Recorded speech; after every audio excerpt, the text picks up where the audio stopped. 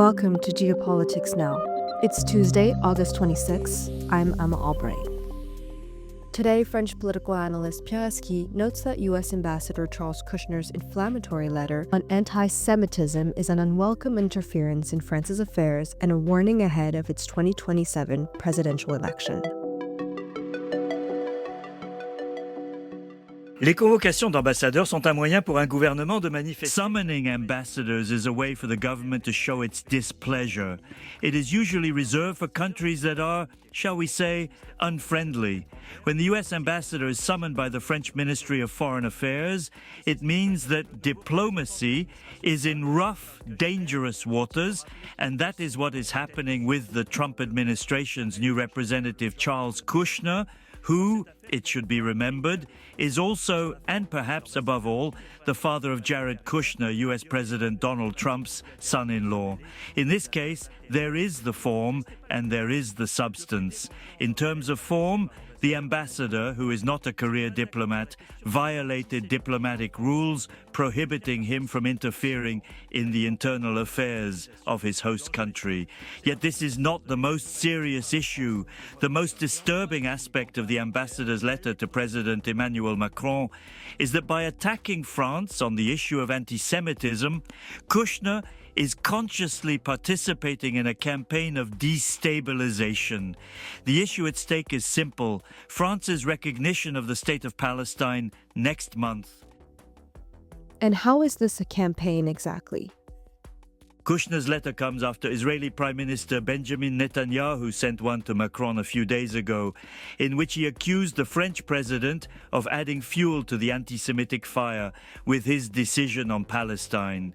Kushner also refers to this decision to recognize Palestine and indicates at the bottom of his letter that he has copied Trump and Netanyahu. It so happens that Kushner was in Israel last week, and he himself posted a photo with Mike Huckabee, the U.S. ambassador to Israel, an outspoken supporter of settlement in the Palestinian territories, and a friend of Netanyahu. The issue of anti-Semitism is too serious to be exploited in this way.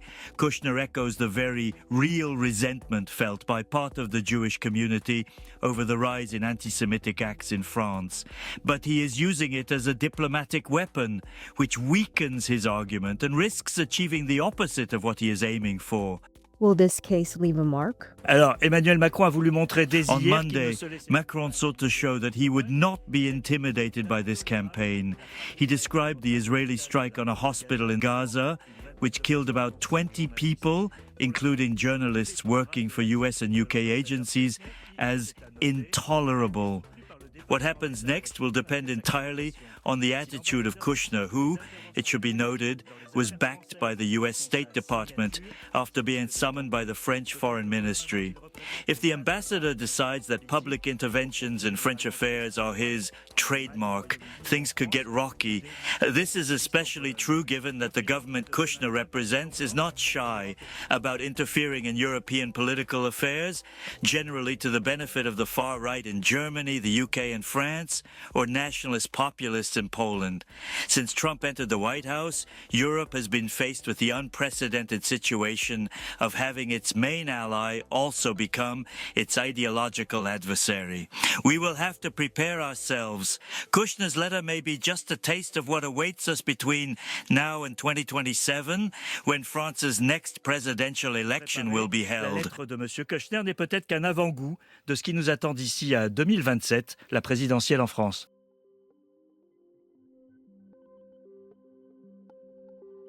Geopolitics Now was produced by World Crunch with the use of automated voice technology.